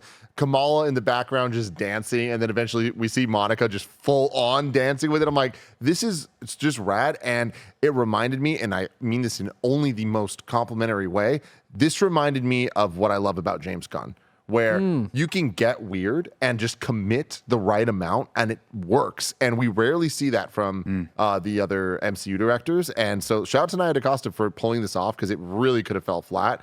But instead, we always talk about the different like visual language of MCU, like Doctor Strange portals or Iron Man's HUD and all this stuff. Like I feel like this felt like a new planet that we will now understand in the MCU because as the singing planet, and not just because, it's a little bit of a gimmick. They earned the gimmick, I guess. Yeah, it could have. Good. I was going to say, and it was also, I think what it really helped it out, because I think it was like right on the edge of falling flat or becoming too much, where I was kind of sitting there worried, like in the same, my body felt the same way, like when a character might die and you're not sure. I was feeling the same way in my seat, like, this could become a little bit too much, but I think it was supplemented so well by all of the sort of, you're a princess? Wait, you married this guy? What are the deals of this marriage? Like all of that stuff I thought was so perfectly like written and acted. And those back and forths between all three of them were so funny. And the costume design for Brie Larson was awesome. Yeah, when she changed into the magical dress or whatever, the look on Monica Rambeau's face was hysterical. She crushed this whole scene because she was the person who was like the fish out of water moment, where she's like, "What?" She's the audience basically. Like, what is happening here? It was a great moment. Because Kamala was just like, "Oh, I'm having a great time going with it." And Monica's like, "What is going on?" Yes, I will say it perfectly timed. Did not stay its welcome, and they get in, they get out, and then we have the funny joke of like, "How can he understand?" Oh, he's bilingual. Yeah, hilarious. That makes sense. Hilarious. It makes sense. Love that whole bit. I do, however, forget how we end this planet though to get onto Earth because we get the new outfits. Doesn't Ben her They attack? invade here. We have a fight and scene wins. here. Okay, so I'm saying I forget all that. I don't know they how we. fight. So she just invades. She They wins. suck up the water. They suck up the water. They lose. Bye bye. So putting it Bye bye, in- singing planet. And then of course Captain Marvel doesn't want to destroy another planet, so she doubles down and says, "I'll stay." And then Miss Marvel, she hits the button and sends her through another portal. Says, "No, we have to get out of here. They're going to beat us." Remember? Okay. Kamala hits the button. Yeah, No, because Kamala, excuse me. Kamala in hits this the moment, Captain Marvel is very confident that she's like, "No, I can get away from this. We can win this little battle right here." And they're like, yeah. "No, you got to like trust your teammates," which I think they definitely needed to. Ah, hit this is when they home crash on the more. Kansas Yeah. planet with all this Kansas the planet, thing, and they have the conversation about like that I'm making fun of from earlier. in the And movie. Ben-Hur finds out that Kamala has the other Bengal. You're glad you invented. You're glad you invited this chaos. That's the I'm best so thing I've with ever you. seen. I'm so with you that like this this is another example in this movie of just like, all right, cool, like, no, we need to work as a team. And it's like, I know you keep telling us this, but like, I don't believe you. Like, I feel like Carol's probably right here. And it's like, just because they need that kind of drama, they're having it there. But for the fight scene, another one, I thought this was a banger. I thought that they like kind of used the location really well. And I really liked seeing when they were kind of in the little like bazaar area when they first got attacked here, where Captain Marvel and Monica like both attack at the same time, but because they weren't working together, it switches them. So like their shots like kind of like airball. And like it was just so well blocked. Like you could follow any single character in this movie, and I think this is true for all the action scenes, but this one in particular, if you just follow Captain Marvel, it's entertaining as hell. If you just follow Miss Marvel, it's entertaining as hell with the switching and like the consistency in which they keep the momentum and direction of attacks and stuff. Very, very We had a fun moment with Monica where she's like fighting Darben, and you hear Captain Marvel go, "Tag me in." Yeah. It goes boom, and then she comes in like smacks it, which is cool. But the moment where they do crash on that planet, it was another pretty rushed emotional beat for me, where they get over it very quickly. That like, hey, you know what? I'm glad you're here. I'm sorry. Let's start over. Like another like just very fat. Like we need tension right here to kind of just break up what's happening in the movie to then get to the next point. But another little rush moment that I thought needed more. Did we get any setup for the cat babies? Or did those just pop up? Was there any? That was just a fun, weird thing that was happening over there. Where hey, there's all these weird pustulates all over the fucking. Yeah, station. we did because there's a sequence right as Tim was walking to the restroom, right before the montage where they sort of are training, where they find out that something crashed into the space station, and it's like this weird little raspberry looking thing, and they're like, "Is this like an egg? What the hell is this?" But They're I like, we thought- should research this. Did it crash in there? I thought it just popped up on like the alert. Because wasn't it just I thought it was on the the alert. cat having babies all over the place? Yeah, that's what I thought. Those are all. okay, Those yeah. are I think it all. crashed. What's Yeah, the I think- cat's I think name? it They were Flurkin. just popping up in Flurkin. there. Goose Okay. went and pooped everywhere. Pooped up these babies. Everywhere. Which is hilarious that they Oh, open up a Venus. little thing because cats always go like behind the dryer to have babies. yeah. So that was funny, but I was like, what an odd, just random story beat to have here. That is very, I guess, very handy to have toward the third act of this movie where we have to get all these people off. But this, I think this plot point is very much in the James Gunn sort of like, how crazy can we get with the problem solving here? Like it's stupid as hell, and I still liked it, and it reminded me of watching. This could have been another big miss moment, but watching the Flash movie, the sequence with the babies in the hospital, where I'm like, oh, this is stupid as hell, and I'm like, well, actually, no, I think I kind of like this. Yeah. This is like just absurd enough that I'm enjoying how they are kind of like framing this and pacing this out. And at first, I was like, this is a dumb solution, and then was immediately kind of won over by, oh, this is just, who cares? We're making a fun movie right now, you know? Absolutely, and I 100% agree with you. I'm just disappointed that this didn't build into the A plot a little bit more or have a little bit more setup, because I think it would have done it even more justice. But when we get the payoff where they're like, "Do not run from the Flurkins," do not run, and it's like. It's just this ominous, like totalitarian tone telling everyone on the space station, "Don't run." But you're like, I would fucking run. I would get the fuck out of there. It's not Ave Maria, but it's like that type. Yeah, of exactly. And, like, I forget what song, but it was so good. And then there's that good. one lady who is just doing a bang up job of being like the third in command of the space station. Just like she looks over and she sees two of them there as a rack focus, and she just screams. Those are kids that was are a just great so moment. cute. Yeah, the low gravity thing. Oh my god, dude. I loved this scene. Just dumb and fun. Were we? I don't even know if we were there yet. We're not, but we've Yeah, inserted it all, so you know when it happens. Yeah. It's great. Have a great time with the Flurkins. Instead, yeah, oh God, that means they're going to Earth. So we shoot to Earth, where this is where they're coming to attack and do the thing. And then she gets the second bangle off of Kamala for a little bit, and she opens the hole. Maybe she opened the hole. She fakes, she kind of fakes herself of like, all right, let's do this right. You don't need to die here. We can make this better. We Captain Marvel, you could fix her whole planet. And she's like, all right, let's do this. And then she double crosses him. She's like, nope. I forgot to say this. My least favorite thing about this movie, and this might be comic accurate in some way, but it's, no matter what, didn't work for me. They get the new outfits. This is when the singing planet gets attacked. And they're like, don't use your powers. And then the prince is like, use your scarf. And then she just starts whipping people with the scarf. I'm like, this sucks. That didn't work. That was weird. I do not need her to have the scarf to attack people with. Like, it really just felt off to me. And like, that was the action choreography that I'm like, y'all should have came up with something cooler. Yeah. And it, I don't know, it almost felt like them kind of showing the audience like, hey, here's how we're solving this problem. It's like, well, that's not a good solution. Yeah, like, I don't know, it just didn't work. I will say one of the elements that we skipped over, it was minor but cool. Nothing cooler than a space elevator. Yeah. That shit was dope. Yeah, that was cool. We're going to hell. Kamala's family being in there like, where are y'all going? Hell, he's taking us to hell. They're so great, man. So yeah, there's the fight there, and they do the thing, and that happens with you could restart the sun, and then she gets beaten. They fight and beat her and kill her. She thinks that she blows thinks up. I can use both these bangles, but it's like a Guardians of the Galaxy moment. Right, They're like, you're not powerful that's enough what to hold tears that. the hole in the fucking space-time continuum or whatever. And so then they're like, no, they're no longer entangled, and they're like, we need to do something to save this or whatever. And then the Flurkin things happen, and they're shooting everybody to Earth with the Flurkins. And then they're like, all right, cool. Hold on. There's going to be, I think, a lot of people that don't watch this movie and just listen to in review. I don't think we've made it explicitly clear that the space station needed to be evacuated. There was a lot of human beings. This is the Saber space station. Yeah, on this space We only have station. 14 ships left, and there's 4,000 people here, whatever the hell. How are we going to get them all to Earth? And their solution was, there was all the Flurkins, which are the cats. The kitties all hatched. And as they said in the last movie, like inside them, there's like an endless abyss of storage space, essentially. So they just had the cats go out and eat all of the humans to then travel the cats down to Earth. And you keep saying cats. They were all kittens. They were all adorable little kittens that had just tiny hatched. dudes. So and then they cute. all throw up the humans on Earth. And it was incredible. Yeah, essentially, the inside of a Flurkin is like the inside of the Harry Potter the thing. phone booth in Doctor Who. Yeah, it's just like it is endless space. So they were just like, everybody, let yourself get eaten, so we could pack all these cats, and you could pack a whole lot more little kitties on a getaway ship than you can human beings.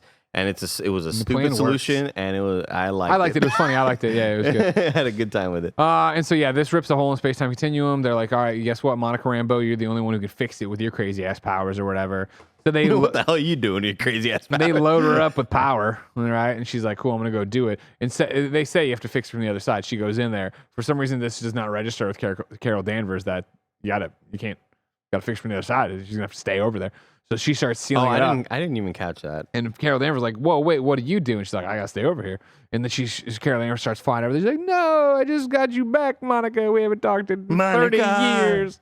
And she's like, no, I knew I was going to do this the whole way. And just as Carol gets there, she seals it up, and Carol flies into more space, and there's nobody there. I didn't like this emotional beat either. No, me neither. She's like, I knew I had to stay here the whole time. I was like, the whole time, like, the last 3 minutes. Yeah. But like, also, why do you have to seal it from the other side? I get it, but why? It's real It's dumb. real dumb, Comics. you know? Yeah. And not earned, because I don't care that they're not going to see each other ever again. It doesn't really, we Also true. never saw the relationship with them to begin with, really. I mean, I guess we did in Captain Marvel, but like, You really didn't, you really though. didn't. You know what though. I mean? Like, if don't care I about these two relationships. I It don't doesn't know, matter. I guess. I don't know. I will say though, I still did really enjoy the shot of Captain Marvel just like emptily floating towards the that was camera. cool. Like, That was, I mean, all the space shots in this were dope, and also I think we saw it in IMAX, and I think it turned to IMAX at that point. Oh, a lot of Which it. was It was sick. majority IMAX. Yeah, that was rad. Very, I was like, that's super cool, but it's just. no, I agree. Yeah, It was a it's- one-way trip the whole time. I was like, what the fuck are we Yeah, doing? this wasn't. This isn't like any other movie where there's a character making the ultimate sacrifice. This was a suicide Like- mission the whole time. You just didn't want to know. You didn't want This to hear reminds me or whatever. I've said this before, and I'm going to fucking say it again. Have you seen the movie The Abyss? With James Cameron. Yeah. Great movie. Mhm. Ed Harris has to go down in the suit, the breathing suit, and all he can do is type. And they remember, like, she figures out, she's like, holy shit, he doesn't have enough air to get back up. And he goes, knew this was a one-way ticket the whole time. And that after 3 hours of Got these two goosebumps. It's a good getting, movie. like, they're divorced, they fall back in love, he fucking saves her life. That emotion hits you so hard when she's like, no, you fucking get back up here right now. This one is like, and it was one way ticket the whole time. I was like, stay over there. You're gonna be fine. There's another universe. Yeah, well, they'll figure it out. Totally with you guys. I will say I did really enjoy Monica's kind of like character development in this movie of like her being like a scientist-y type. I think they did a good job of like that was her whole deal was like she's the straight man, but she's also like really smart and she's not quote unquote just an astronaut. Because I feel like being an astronaut in the Marvel movies is kind of like, all right, good for you. It's hilarious because if we had to be astronauts, we'd feel so hilarious. Like, yeah, but I mean, it's Armageddon. these movies present astronauts as space We need somebody to go podcast on a comet. We're to train KindaFunny and send them. we need to review all the Marvel movies. We got but we haven't had like the science bros of like Tony and what's his name? And Banner for a while. So it's like having a new class of like smart people, I think is like a good call for them. And while it doesn't help with the emotional core of this scene, I do think it makes sense that she would be the one to know what she has to do, whether or not the audience gets it. It's like, yeah, she has to do it on the other side. She knows that shit. And I think the science in this was actually kind of fun to learn about. I think they did a good job of kind of hitting you with the exposition when you needed to in a fun way. Like, look, we get it. Here's what this is. The bracelets made these holes. They were the original things. I like that one moment where she's like, you know, what you were looking for is also searching for you and all that stuff. I think a lot of that stuff worked. And I think the actress did Monica. Yeah, made it work. like, come on, the moment with Ms. Marvel getting both of the bangles and being like, these things have searched the whole galaxy for me. Yeah. I was born for this. Like, Tim looked at me and he was like, come on. I was like, dude, this is good. I like, also love when Darben is like, where did you get that? She's like, my grandma sent it to me. Yeah, great line delivery, dude. Like, yeah. Sorry, you went looking for it on the dark side of the fucking moon and had to dig it. My grandma just said this to me. You know, it was a long time ago, but we skipped in the movie when, Miss Marvel explains to them, like, I traveled to the past, and I guess I should have been a tip-off. Like, it was something different or whatever, right? Yeah. Even Monica, though, just like, I had to push through this energy field in a witch's hex. And Yeah. So anyways, now they're sad. But I get a little confused here, and I'd like to hear everybody's interpretation on it. Instead, now, we're back in the Bayou, Louisiana, right? Yeah, she moved into her house. Carol Danvers moved into Danvers moved into her Maria's house. Right. Which I is don't Monica's. understand why Kamala's mom says to her brother it'd be a good place to raise a family. Me too. So I don't think that Captain Marvel's living there. I think that because the New Jersey house was destroyed, that the Khan family is living there. Oh, I thought the boxes said stuff about like Carol or Monica. Well, I mean, it was her stuff from the Singing Planet too. Yeah, so maybe they're all living together. But I also just think it's more of a got a little garbled there. Not that it matters in terms of who was moving I read in. that moment as you're old enough to be married and have a kid. Look at this great house that you should be having motherly guilt for not being married and having children. That's all remember, a huge plot point of Miss Marvel was him getting married. Oh, right. So point. I was like, is this, maybe she's just pressuring her pressuring him for grandkids? I imagine but why make it about the fucking house? I don't know. Yeah, you know, when your parents want grandkids, make it about fucking anything. See those empty Whopper packets? Wouldn't a kid love to play with those? Two of them, you know. So two of them. I guess, does he live at the parents' house? No. I mean, no. I think he had his own wife place somewhere. Because I think all you got to do is change the line to like, pretty nice house to raise a family, and like wish you could do something like this. You fucking deadbeat. And I thought it was kind of odd too. I was like, she trying to hook him up with somebody? Like, and it would make sense for the family to move into the house since their house is destroyed, and you imagine Damage Control, our man from Succession, right? Stewie would be looking for him. What you all don't know though is that Ms. Marvel was supposed to release after this movie. That makes me time loop. And so then He's not married yet. At one point Kamala and Carol fuck off to the plane down there, and they get in the plane, and she's like, I don't know the keys for it actually. Oh, you're just watching it until Monica can get back? Yeah, I am. Yeah. But then she's like, I'm gonna go restart the sun. So she flies off to go restart the sun and give the crease some sunlight, which is cool. I do love that she's like, hey, it's more important for me to move this family into this place than restart the sun for an entire planet of people who are dying. Yeah. They can wait a couple days. They've waited 20 years already. Don't worry about it. Wear a couple of coats. It's not that cold down there. Back on. It's fine. Yeah. All this water is fine. You got the water. Mm-hmm. I was gonna say it's a big. The prolapsed anus is still sucking the water like into it. That's singing planet's dead, man. They're all dead. Oh yeah, they're long dead. They're fucking gone. Yeah. Anyway, she does that. Eyes, you know what I mean? Like, it looks like you're sucking air through your eye holes. Thank you. I appreciate that. So then Kamala Khan's like, you know what? I'm gonna start my own group. And she goes and finds Pizza Dog, Lucky, and then This of is so course Kate perfect. Bishop.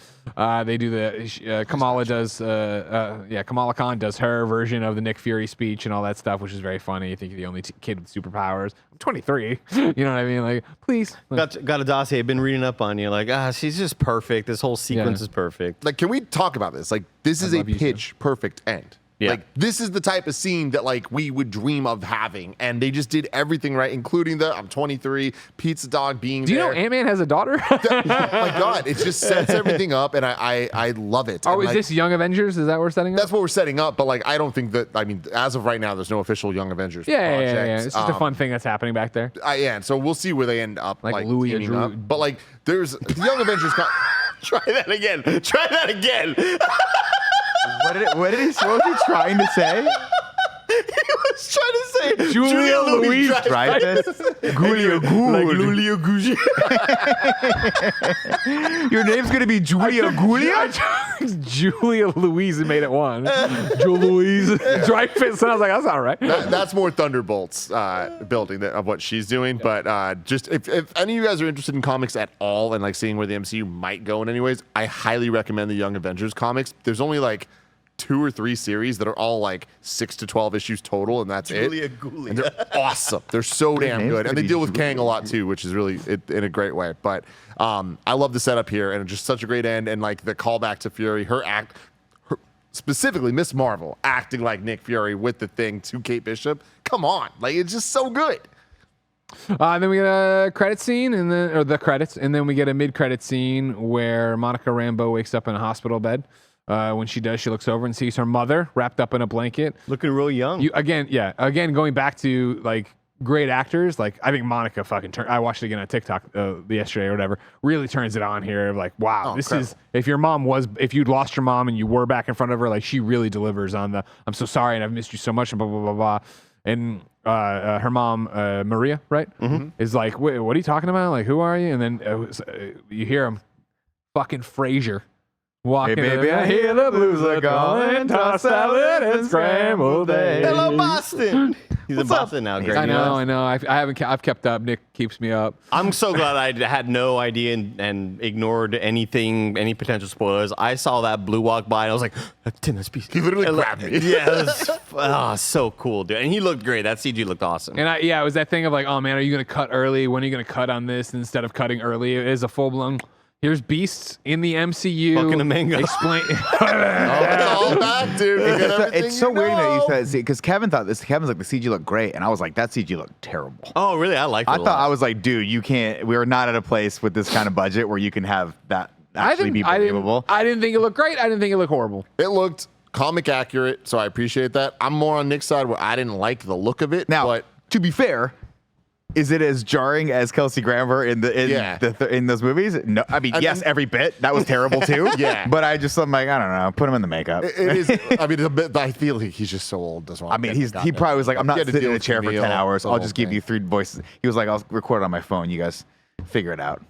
But oh, sorry, go. For it. Maybe I was in explains the that- afterglow of the fact that it was Beast, and maybe it didn't look good. But I was Watch just on so, TikTok tonight. so excited. What's going on? You know, we think you're in a universe parallel to your own, a reality parallel to your own through space time. Of course, that's impossible.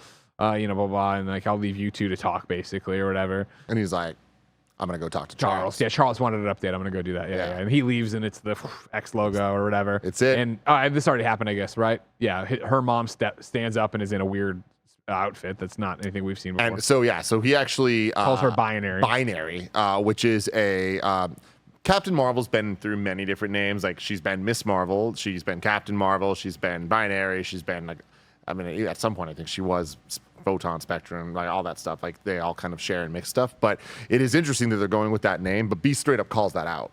So I didn't catch that, but yeah, I Eric saw Fox it was in with us my and he TikTok told me. rewatch. I caught gotta it. rewatch this because as you're explaining this, I'm realizing I just wasn't listening to the dialogue. At Me all. neither. I was like, I was just so I love excited X-Men. about this. Yeah. I have no idea. I heard Charles Xavier. I didn't even see the X in the door closed. Well, Yeah. I mean, I was just like They excited. could have cut to Beast and him be like Charles Xavier, Cyclops, Rogue, Gambit. I would be like, yeah. yeah. the 1993 cartoon. Like, fuck yeah, this shit rocks. So there's so much to talk about Basketball here. boy. So when we, mango. I didn't see too many of the like trailers or marketing going into this one, just because I've been busy, games to play, all that stuff. But there was a clip that came out recently that was like, you'll want to see what happens next. And like as the words faded out, the X remained a little bit. So it's like, oh shit, they are teasing X-Men stuff for this movie, which made sense because Rogue and Captain Marvel are like completely tied in the comics, and like that's like some of the, I mean, even in like the animated series, like there's a lot of connections between them. I don't remember that. What are the connections?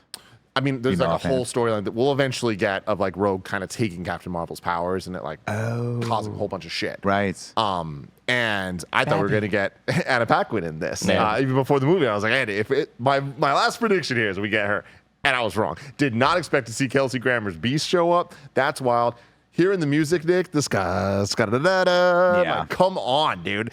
Like, we've been hearing the X-Men animated theme a little bit, like here and there throughout a bunch of projects at this point. But to get the actual Fox theme, I was like, damn, they're committing. We got X2 and Days of Future Past in this shit.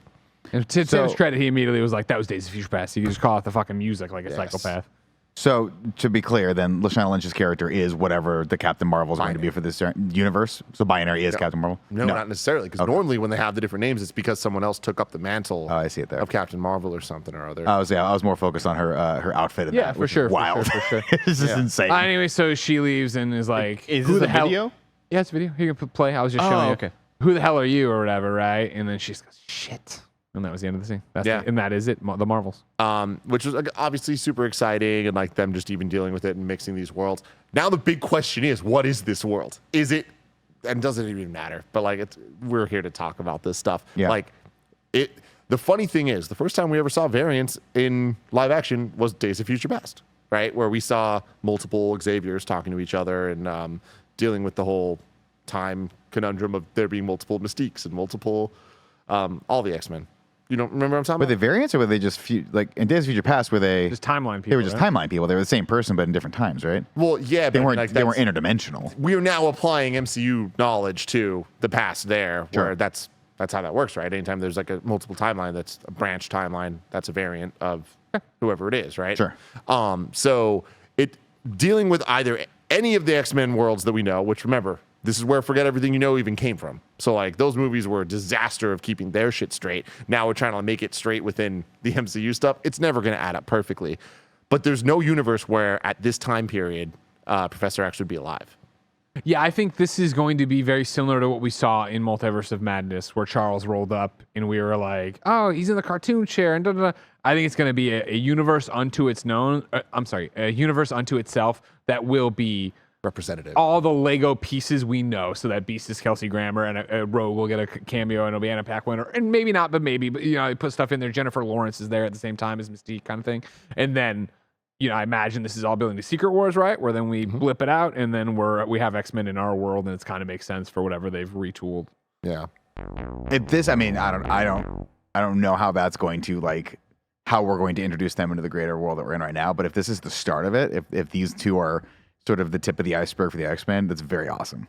I mean, it's really cool because there's all of that, but pretty much the timelines they have to play with now are like the merged timeline of Days of Future Past, which is like the end of where like Logan went back. Which is already different, right? So I Yeah. mean, like, oh yeah, I see. Yeah, go. yeah, keep going, keep there's going. that, and then there's also the Logan timeline that where Professor X dies in that as well. Professor X dies in X-Men 3, X-Men United, Which is the Deadpool 3 whatever. timeline. and well, potentially, like that's what they've been saying. But that Wolverine's probably not. Can I try this one more time?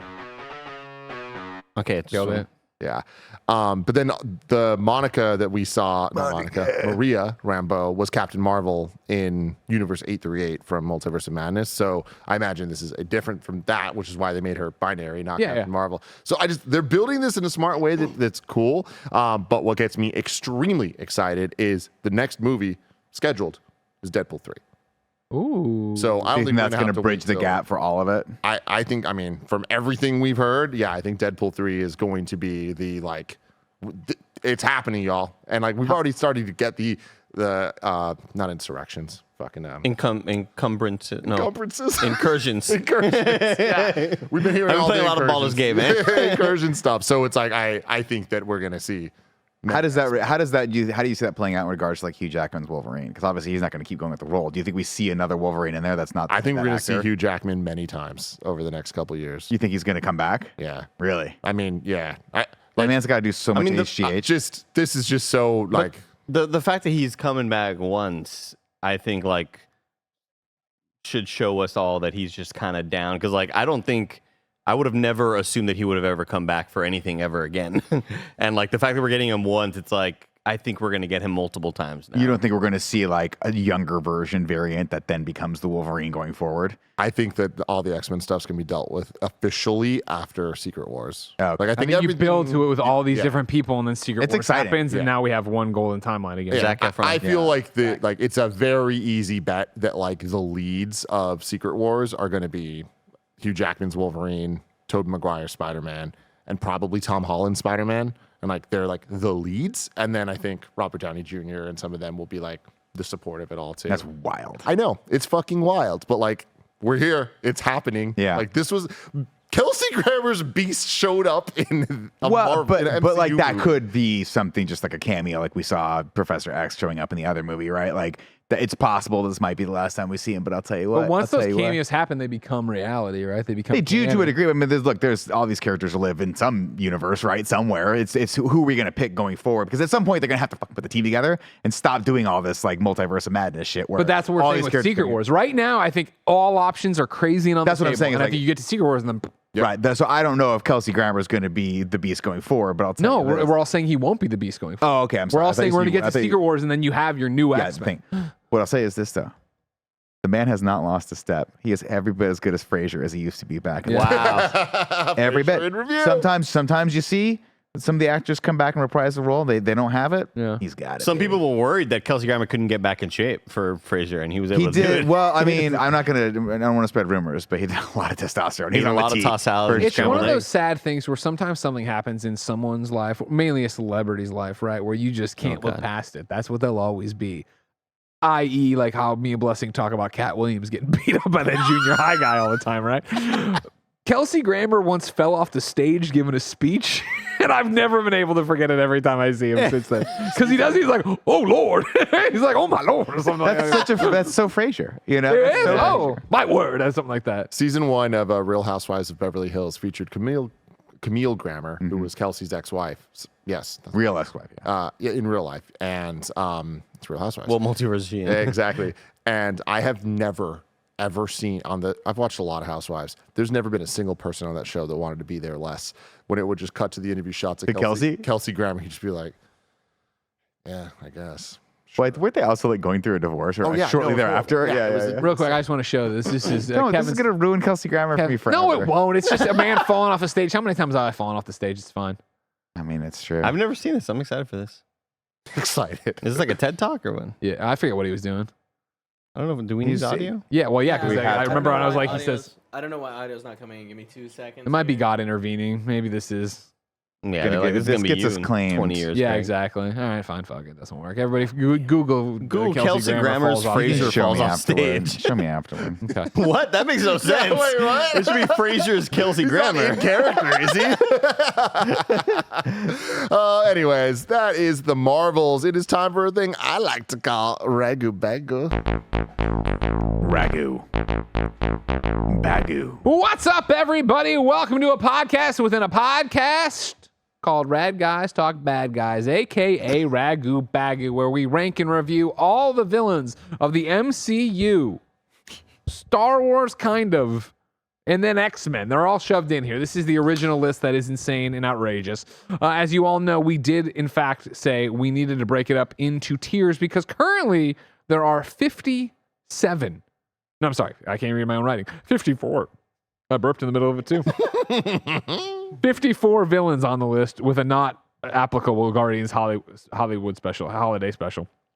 I did not have recap juice. I don't know why I can't hold it together. Maybe it's because it's my third show of the day.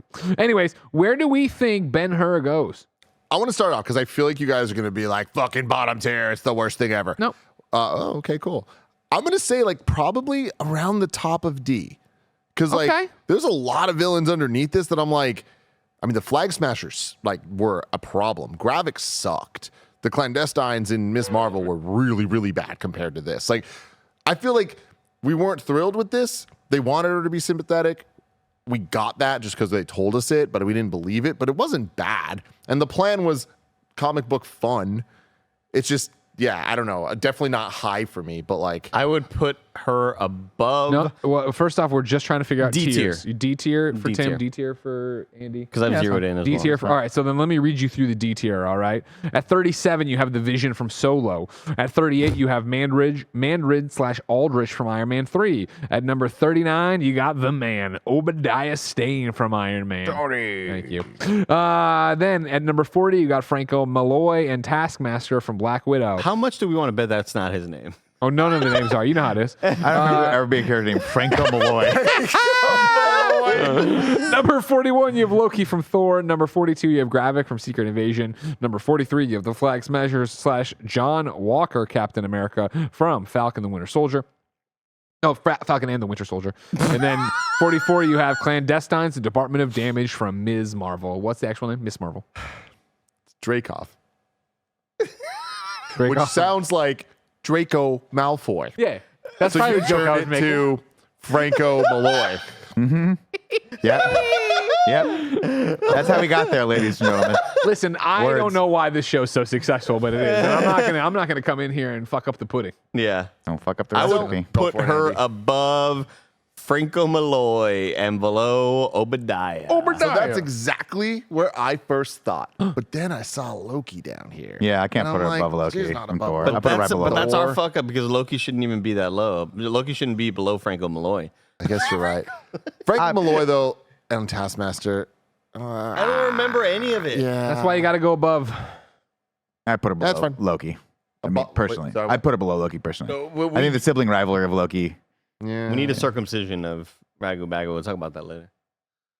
Greg, where do you put it? Be careful because it gets dry. I sometimes. like below Obadiah, above Franco Malloy. God. Remember, the way we got to vote is, where do you disagree the first time? Thank you, Kevin. While we think Kevin, while we think- I'm okay with that, it being 40.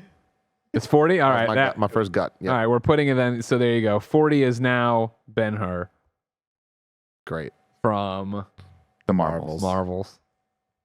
We're going to laugh hard about this in a year and go, what We did we sure call it? are. It's What like was it, real Or name? 3 years if we ever get back to the D tier. You never know. It's exactly. It's honestly one of those things you got to take it and understand. I'm leaving you little Easter eggs. You watched a movie that wasn't the best movie of all time. You get here, you go, oh, Greg was funny back that day. He was funny. And one day, this list will outlast me, Andy. When I'm gone, you'll be here reviewing them with my son, and you'll see that and be like, "Who's Ben-Hur?" Yeah, that was funny. That's when we watched Kelsey Grammer fall off the stage. Trip through It's a Small World pretending I was a UN interpreter. Oh, good Lord.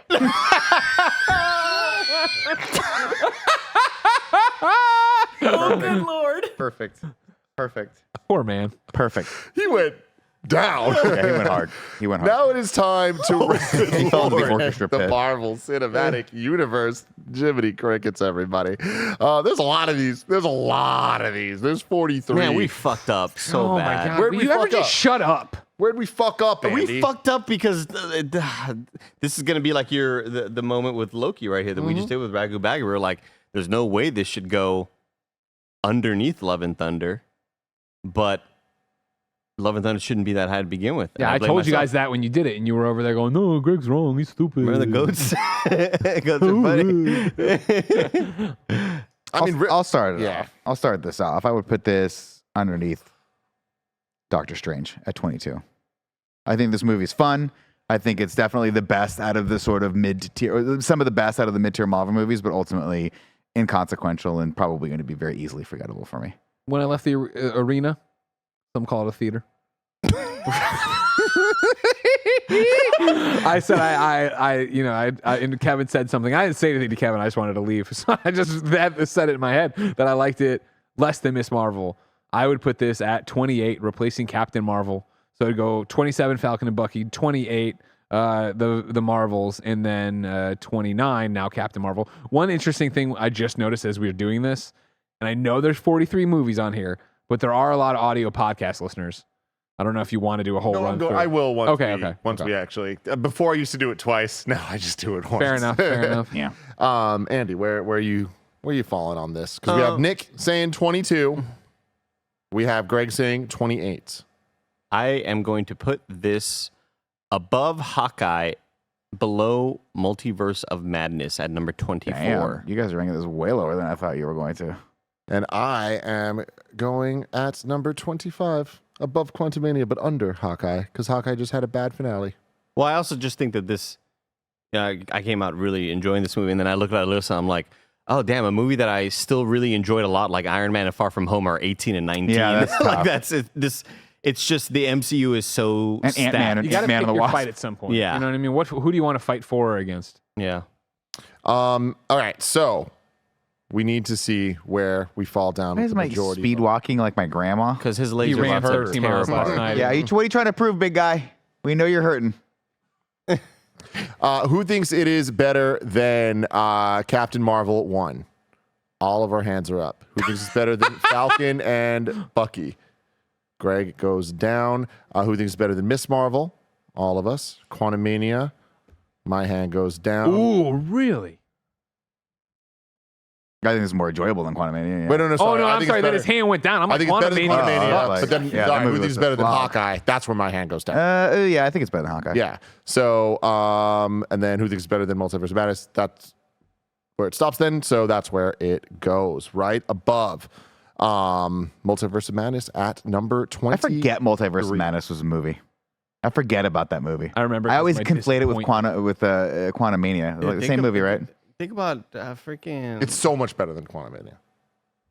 Same movie. Remember how he has the bat? It looks like Dracula the whole time. That was pretty cool. cool. It was scary. Remember she was like chasing him through those tunnels? It was fucking terrifying. Yeah. Xochitl Gomez, dude. She's about to win Dancing with the Stars. She's on that. I'll be in the same room with her tomorrow. That's not true at all. I'm gonna be in the same room with her next week. All right. I'm going to They Dancing call me with the Stars. crazy one. Oh. Yeah, she's fucking crushing it. Anyways, let's read this now, everybody. Number 1, Endgame. Number 2, Infinity War. Number 3, No Way Home. Number 4, Homecoming. Number 5, Civil War. Number 6, Ragnarok. Number 7, Winter Soldier. Number 8, Guardians 2. Number 9, Wakanda Forever is what's said there.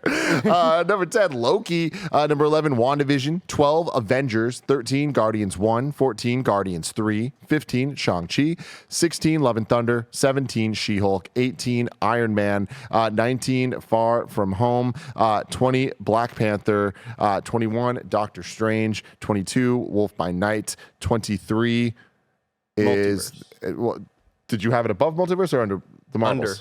You had it under. Then okay. Under then, Multiverse above Hawkeye. Then Multiverse of Madness. So then 24 is the Marvels. 25 Hawkeye. 26 Quantumania. 27 Miss Marvel. 28 Falcon and Winter Soldier. 29 Captain Marvel. 30 Ant-Man and the Wasp. 31 Ant-Man. 32 Black Widow. 33 Iron Man 2. 34 Age of Ultron. 35 First Avenger. 36 Guardians Christmas Special. 37 Iron Man 3. 38 Eternals. 39 What If. 40 Moon Knight. 41 Hulk. 42 Thor. 43 Thor the Dark World. And 44 Secret Invasion. How'd you do this? My God, there's a lot. What's your process? Are you looking at the number, then going back? Looking at the Just number, going back? Spray and and pray, That's everybody. so scary. Spray and pray. Terrifying. Oh, God, he did the thing again. We'll return next week with Loki Season 2 in review. Real excited about that. Excited for the finale tonight. But until next time, everybody. Have a marvelous day.